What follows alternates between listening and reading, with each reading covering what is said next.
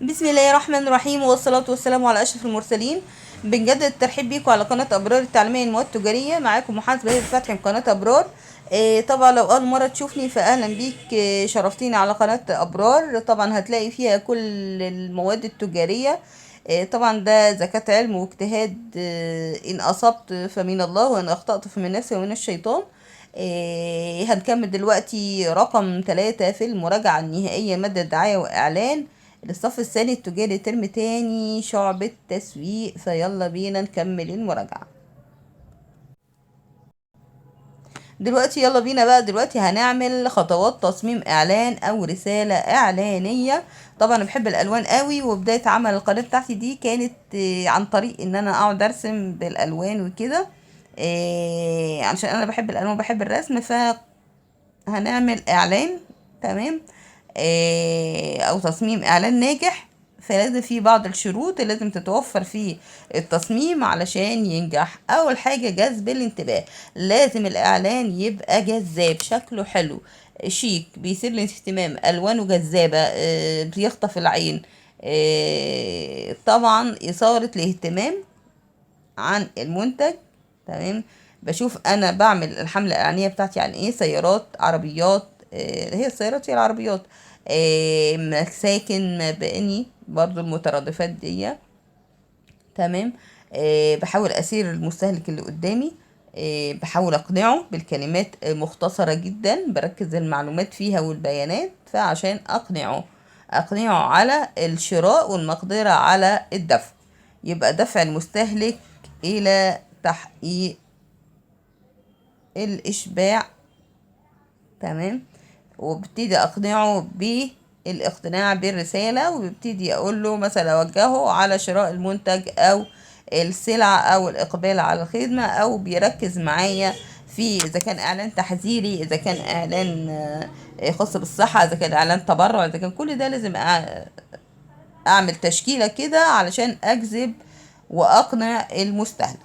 طيب، في بعض العوامل اللي بتساعدني على جذب العملاء او جذب الانتباه. ايه بقى؟ هناخد كل خطوة ازاي اجذب الانتباه، ازاي احقق الاثارة، ازاي احقق الاقناع، ازاي اخلي المستثمر او المستهلك يقبل على الاشباع او الاقتناع. اهم العوامل اللي بتساعد: حجم ومساحة الاعلان. تمام. الاعلان بتاعي ده حجمه ومساحته قد ايه؟ لو هو صغير قوي الناس مش هتشوفه، لو هو كبير قوي الناس هتزهق تشوفه. تمام. تاني حاجة الموقع. بحط الاعلان بتاعي فين؟ هل هو في موقع جذاب واضح فوق كوبري، او فوق عمارة سكنية؟ تمام. نيجي رقم التصميم والاخراج. مين اللي عمل لي ده المنتج بتاعي ده او الاعلان؟ مين صممه ومين اللي اخرجه؟ الانفراد. تمام. بيبقى اعلان اول مرة يتعمل، فكرة جديدة. استخدام الصورة المرئية وتحقيق التباين يعني ازاي بحافظ على دقة الالوان عشان مفيش لون يخطف العين فيضيع مفهوم الرسالة. يعني مثلا كنت ماشية في الشارع فلقيت اعلان مكتوب في الشارع دكتور، ومكتوب تحتيه كده بالالوان البراء قوي: احنا لغينا تمن الكشف.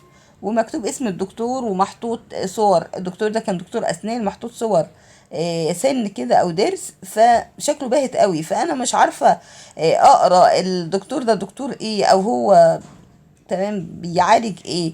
انا اللي لفت نظري اسمه وكلمه لغينا الكشف فقط. نيجي بعد كده في بعض العوامل التي تساعد على تحقيق إثارة الاهتمام. يبقى هناخد كل حاجة بالتفصيل. كتابة الإعلان بخط عريض أو الاهتمام بالمؤثرات الصوتية والضوئية. الاهتمام بإبراز خصائص السلع. بكتب بقى، بفرد فيها خصائص السلعة ومميزاتها، وازاي سلعتي هي مهمة ومميزة عن بقية السلع. والتوقيت المناسب لاستهلاك السلعة. طبعا السلعة بتاعتي ده مثلا بستهلكها امتى؟ في أدوية تخسيس، أنا هاخد العلاج امتى بتاع أدوية التخسيس؟ قبل الأكل ولا بعد الأكل؟ زي الروشتة بتاعت الخاصة بالطبيب. يتم خلق الرغبة بعدة وسائل. أهمها يتم خلق الرغبة في المنتج بعدة وسائل. ببتدي أبرز المزايا الإضافية لاقتناء السلعة وسهولة استخدام السلعة، وإبراز نتائج النسبية التي يمكن تفاديها بالشراء. يعني حضرتك لو استخدمت السلعة بتاعتي هتوفر نفسك تعب كتير قوي واستهلاك كهرباء ومش عارفة ايه. فأنا ببتدي أعدد مزايا السلعة عشان أقنع العميل. في بعض بقى العوامل اللي بتحقق الإقناع لدى المستهلك. طبعا انا بقنع الشخص اللي قدامي، فلازم في قواعد معينة لازم اقنعه بيها، او لازم احاول ادخله البيانات والمعلومات دي علشان اقنعه.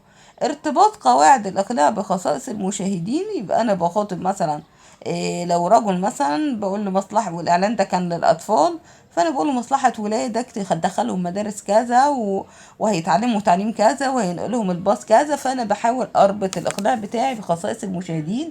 خصائصه يعني هو شخص خايف على ولاده، او فانا ببتدي اوفر سبل الراحة للطفل في التعليم وتغلب منفعة السلع على منافع المستهلك. يعني هو لو انا مثلا عايزة استهلك السلعة دي عشان احقق مثلا الراحة، فبيقول لي لا، ده انت هتحققي الراحة في المنتج ده وتقليل الاسعار او تقليل التكلفة، وهتبقي حاصلة على مستويات من الراحة مختلفة. تمام. لو انا عايزة احقق منفعة واحدة، هو بيعدد لي المنافع. وتكرار الاعلان وبنقي وقت عرضه. يبقى ابتدي اكرر في الاعلان لحد ما ابتدي اقنع الناس ان السلعة دي بتاعتي كويسة. واظهار اقبال الجمهور على استخدام السلعة. ببتدي انزل اعمل استبيانات واستطلاعات رأي عن كيفية اقبال الجمهور وازاي الجمهور منبهر باستخدام السلعة. وتقديم الضمان للسلعة. ببتدي اعمل ضمان للسلعة لو السلعة باظت، في ضمان ليها عشان تستخدمها او تستبدلها.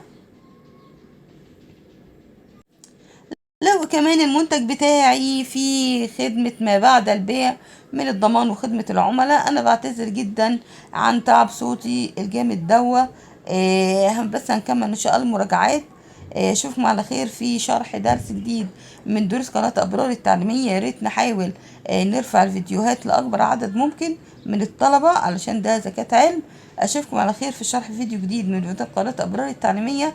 والسلام عليكم ورحمة الله وبركاته.